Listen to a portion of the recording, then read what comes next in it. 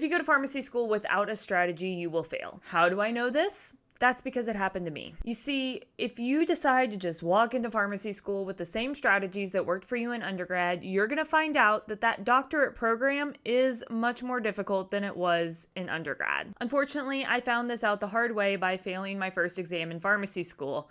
I studied hard, thought I had done plenty to pass, only to look at that test during there and knowing when I walked out of the room there was a pretty good chance that I failed. And I did. It turns out that kick in the rear that was failing my first exam in pharmacy school and the panic that followed, thinking I was going to fail out of pharmacy school altogether, made me come up with a strategy that I am sharing with you today that led me from failing my first test in pharmacy school to graduating with the Dean's Honor, which is something only one other person in my class received. Now, before I jump into my 3-step strategy for pharmacy school success, I do want to let you know there are a lot of resources that I'm going to be sharing during this episode. So if you are doing something else and can't go to the computer right now, you're going to find those resources in the description, or you can go to happypharmlife.com/115 and you're going to be able to access all of those links. With that, let's jump in to step number 1. The first thing I want you to do is identify what type of strategy works well for you. Now, there's a couple components to this. First, you want to make sure that the strategies that you're doing are effective. You're passing your classes, you're making good grades. But secondly, you also want to make sure that the strategies you're doing are something that's at least somewhat enjoyable. If it feels like somebody is ripping your hair out when you're studying and it just drives you crazy to do so, even if it's effective, that's not a good way to go through the next 3, 4, 6 years of your life, depending on how long your pharmacy school program is. You don't want to be in pain for that long. Some things to think about and consider as you're trying to decide what kind of strategies you're going to utilize in pharmacy school. Do you like watching videos? Do you do well with audio instead of having that visual? Has it helped you in the past to rewrite notes, or have you tried that strategy? Maybe it'll work for you. Do you work better in groups, or is that something that causes you to be easily distracted? What kind of locations are best for you to study? Do you study best whenever you're at home, totally by yourself?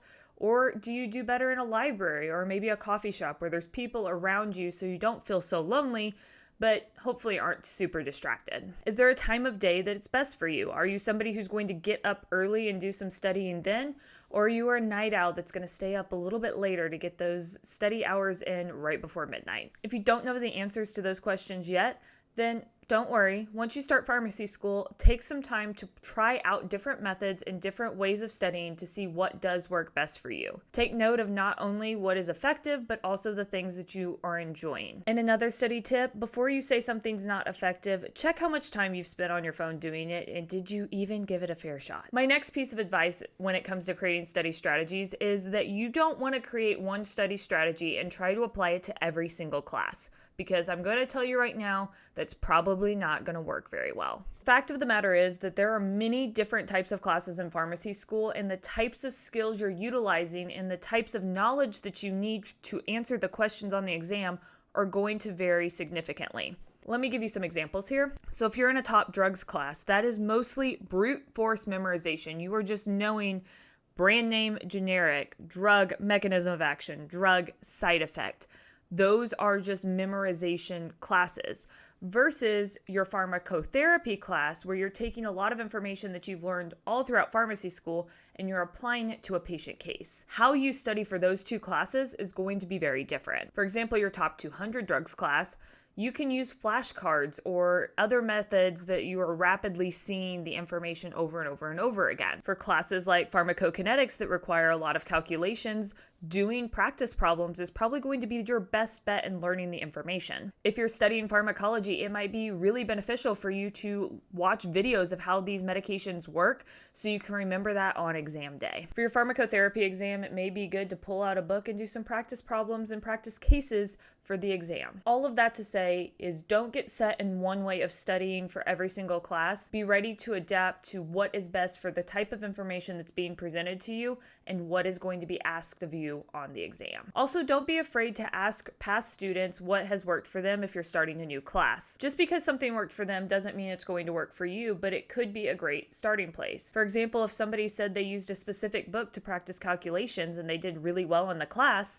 then that might be a good book for you to purchase and at least try out on your first exam to see if it's beneficial for you. Think of this as a good starting place rather than the guide that you have to follow throughout the entire class. And one thing I've learned throughout my pharmacy career that I think holds true across the board is when you're learning medications, it is best that you learn the mechanism of action first. Understanding how a medication works is crucial for pharmacists. And the reason I recommend learning it first is that it can help you remember what disease states the medication is used for based on how it works and what it does. And it can also help you predict side effects if you don't remember them all. There are always going to be things that you have to memorize, but starting with the mechanism of action makes less memorization and more understanding happen, which is better overall. Now for some study tools that I recommend and I think will enhance your experience in pharmacy school. Before I go through the list, just a reminder, you can get the links to all of these in the descriptions, or you can go to happypharmlife.com/115. Some of these I do have some discount codes for you, and some of them have free offers on their website, so make sure you check them all out. The first one is Picmonic. So this is a really cool storytelling program. And it uses storytelling to help you remember how medications work, how drug classes work, and it has quiz questions to help you along the way. So if you're somebody like me who takes questions and then if you get them wrong, you remember them because you don't want to make that mistake again, this is a really good program to purchase and then use throughout your pharmacy school career. They have tons of questions, tons of different topics in there, so you're going to be able to find something that fits for your exam. I think it would be great even if you're learning the top 200 drugs just at the beginning, or if you're in a more detailed class where you're learning the ins and outs of diabetic therapy, there is something in the Picmonic program for you. I decided to become an affiliate with them because I wanted to get an extra discount for you because I do think it's really, really beneficial, and I wish something like this had existed when I was in pharmacy school. My next recommendation is using coloring books to learn. There's a company called Pharm that was created by a pharmacist that has coloring books for some difficult topics that pharmacists experience. So they have an antibiotic coloring book, so it goes over bugs and drugs and all things that go along with antibiotic therapy. And they also have a top 200 drugs book. So if that flashcard idea that I mentioned earlier for this class just was not cutting it for you, maybe this coloring book and the visuals that go along with it will help you learn, and it's more relaxing to color than it is to go through a giant stack of flashcards, so this is another great alternative option for you. Something that's a little bit more traditional, but I want to mention in case people don't know exists, and that is Quizlet. I used Quizlet a lot in pharmacy school. There are a lot of quizzes that are already made. The downside of this is sometimes you don't know how accurate the information is, but you can still use them. There's a lot of top 200 drugs, flashcards on there, brand names, generics. You may even work with classmates to create your own Quizlets for the class, and there's a free option. So it's a good place to go if you're trying to make some quick flashcards and you want to have them on your phone instead of carrying around a big stack. It's a really great tool. I used it for several of my classes, and I used it while I was studying for the NAPLEX. My next resource to recommend is Pearls. If you have not heard of Pearls yet, it is an app, and they have tons of resources available, a lot of flowcharts and guides, and just really good drug resources for people to use. There is a free version that has some information on it, but if you want to get all that this app has to offer, there is a paid version as well. And then my last recommendation is one that has been talked about on this channel multiple times, and that is TLDR Pharmacy. They saved my rear multiple times in pharmacy school. They have a lot of really good charts for you to go to. There's some for antibiotics and HIV and women's health, and so you can go on. There's some free ones that are available to you, and they have some longer, more in-depth guides for like diabetes that you can purchase as well. And if you don't like those guidebooks and you just want to read a entertaining blog post that teaches you how to dose vancomycin, they have that too. It's a really fun resource, and they have a lot of topics covered on there, so I recommend checking out TLDR Pharmacy as well. And my last tip when it comes to creating your study strategy is to get organized. I used to love paper planners, and in pharmacy school I tried to use a paper planner and it just did not work out for me. This is the point in time where I switched to a fully electronic calendar. So right now I use Google Calendar for all of like my appointments, my day-to-day things, and then I use Asana for my project management tool. If you've not been introduced to a project management tool, it can be a little bit overwhelming to start, but it is so worth it in the end. You can create templates for things that repeat. So if you have a specific assignment that you're going to have to do every single week and you set up a strategy that works, hence why those study strategies are so important, you can just create a to-do list of all the things you need to do to complete that task and then repeat it every single time and where all of those tasks populate, so you don't have to reinvent the wheel every time you do a task. You can use the free version of Asana and get a lot of value out of it, or you can go to a paid version or find a different project management tool altogether. There are several out there that I've tried, like Trello and Monday. The benefit of a project management tool is it goes much deeper than a to-do list, and those repeatable tasks and things that you don't want to forget, you can add as repeated reminders on your Asana list, and it just pops up on your task list when you need to do it. All right, that concludes step number 1. On to step number 2, which is experience. There are going to be 3 types of experiences that I am going to discuss in this section, and that is work experience, leadership experience, and research experience. Now, I'm not going to say that you need all 3 of these to be successful in your pharmacy career, but I think having all 3 of them or a combination of the 3 can be beneficial depending on what area of pharmacy practice you're interested in. If you are going into any type of clinical practice, so if you're going to work in community, ambulatory care, acute care like a hospital, or doing a residency, I really recommend working in a pharmacy in some capacity. At this point in time, it is almost an expectation that you're going to come into your job with some level of experience. Whether it is in the area that you're going into or not, doesn't really matter. Just having some sort of experience working in a pharmacy is expected when you're applying for jobs. And I know why this is so beneficial. You're going to get practical experience and knowledge that you are not going to find in a classroom. You're also going to be able to apply the things that you're learning in the classroom in real time to real patients. Also, these positions give you a better idea of what is going on behind the counter and if that is the job that you want to take after graduation. My recommendation is, if you're going to apply for a job in pharmacy school, you need to apply for a job that is most closely related to the position that you want after pharmacy school. I totally understand this can change, but try to set yourself up for what you're interested most in, and if that changes, you were doing the best you could. So if you are interested in working in an independent pharmacy, don't get a job at Walmart. Go try to find a job at a local independent pharmacy. These may seem like the same type of job, but I can tell you that they run very differently. So if you want to work in an independent, find a job in an independent. If you're interested in ambulatory care, ask around and find a position that's going to allow you to work more directly with patients and do more counseling later on in your pharmacy school career. If you're planning to apply for residency, you can get a residency without doing a hospital position. However, if you have a hospital role before you go into residency, I can say without a doubt it is going to help you significantly during the orientation period get settled into the position. And a lot of residency programs will give slight favor to people who have had experience in a hospital. For those who are wanting to be industry bound, you may look into an investigational drug service position where you can be an intern there, or finding some sort of internship that you can do in those off weeks or months at a drug company. I also understand that for some of you, working in a pharmacy or in some sort of position may be necessary for sustaining your lifestyle and being able to eat. I get it. You need money to survive. But I want to remind you to make sure that pharmacy school comes first, because if you do not pass your classes, all of that tuition money is going to be wasted and you're still going to have to pay it back, but you won't have that Pharm deed to do it. So yes, make money, do some work, but also make sure school is your top priority. The next type of experience that I want to talk about is leadership experience. All pharmacists are going to have to be a leader in some capacity, whether you're leading the technicians that are working with you, whether you're leading patients to become advocates of their own health,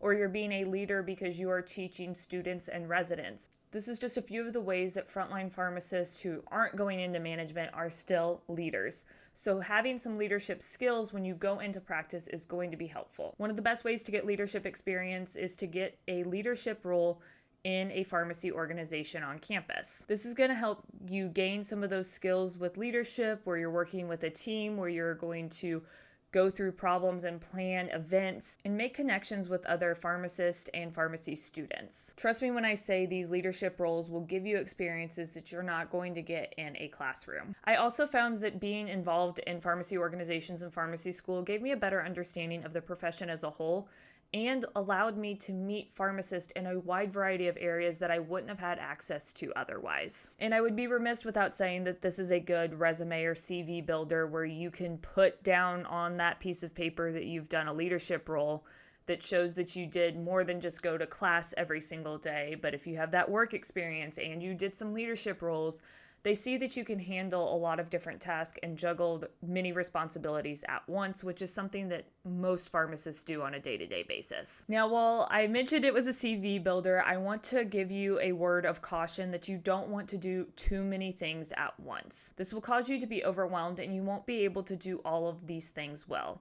I know it's really tempting to say yes to every opportunity, and that's the mindset I took in pharmacy school, and in some ways it worked out for me, but in others it led to burnout. So the recommendation I'm making is that in your first year of pharmacy school, really figure out what organizations are going to be a best fit for you and your career goals, and then really focus in on working within that organization and go deeper with that organization. And you can stay a part of one or two others, but don't do as much leadership and involvement in those. Don't be afraid to go for regional and national positions within a pharmacy organization during pharmacy school.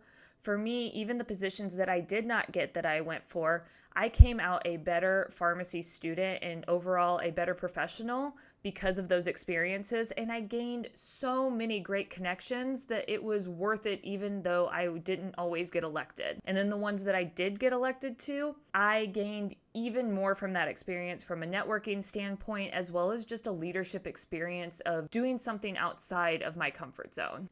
Taking on these types of roles will really push you to the next level when it comes to your skills and relationship building. And the last experience I want to bring up is research. This is not going to be a requirement for everyone, but I do think it is a really good experience to have if you're going into a residency program, because you have to finish a residency project while you're in residency. So having some experience of going through that process, even if it's not as an intense project as you're going to do in residency, is beneficial. You can use the connections you've made through those leadership roles or through your work to see if there's any projects that you can complete with them, or ask your school if they don't provide you a research project already. I learned a lot from my student research project that helped me in residency, and not only that, I was able to help the patients that we were serving by creating a new guideline that was better for them. It's honestly one of the things that I'm most proud of for my pharmacy student years. Now on to step number 3, which is self-care.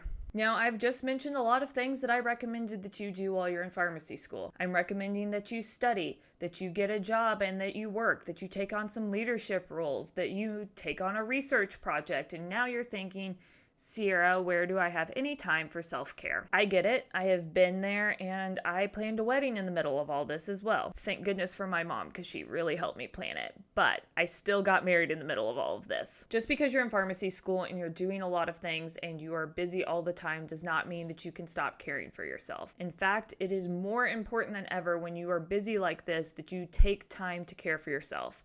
Honestly, it doesn't have to be super time-consuming things that you do in order to find benefit. That's why I created a free ebook that you guys can access. It has 100 self-care ideas that are designed for busy pharmacy students and professionals just like you that are listening to this. You can go to happypharmlife.com/self-care and you can download that.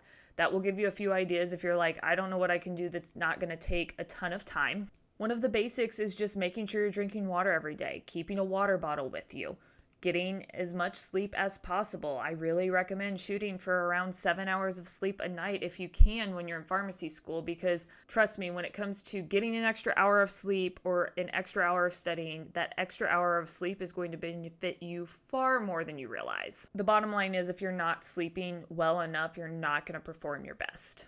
To help you with this, I recommend creating some sort of morning and evening routine. These do not have to be the complicated morning routines that you see on YouTube for somebody who is an influencer who has all the time in the day to record them putting on their makeup and drinking a coffee and reading 3 chapters in a book and then walking their dog and doing a ton of things in the morning that you're not realistically going to be able to do as a pharmacy student. But doing 1 or 2 things to set up your day for success, or in the evening set you up to have a good night's sleep, it goes a long way. When it comes down to doing the other self-care tasks, you're just gonna have to put it in your schedule. I talked about staying organized, using your Google Calendar, using Asana. Put in a 30-minute block that you're going to read, or put a 30-minute block in to go for a walk or head to the gym. If you do not schedule it in your calendar, it's not going to happen. So if you want to make self-care a priority, you're going to have to put it in your calendar, just like everything else that's on your agenda for the day. And don't skip everything in your life to study. There are going to be things and events in your life that are going to fall on weekends where you need to study, and depending on the class and how much it's worth and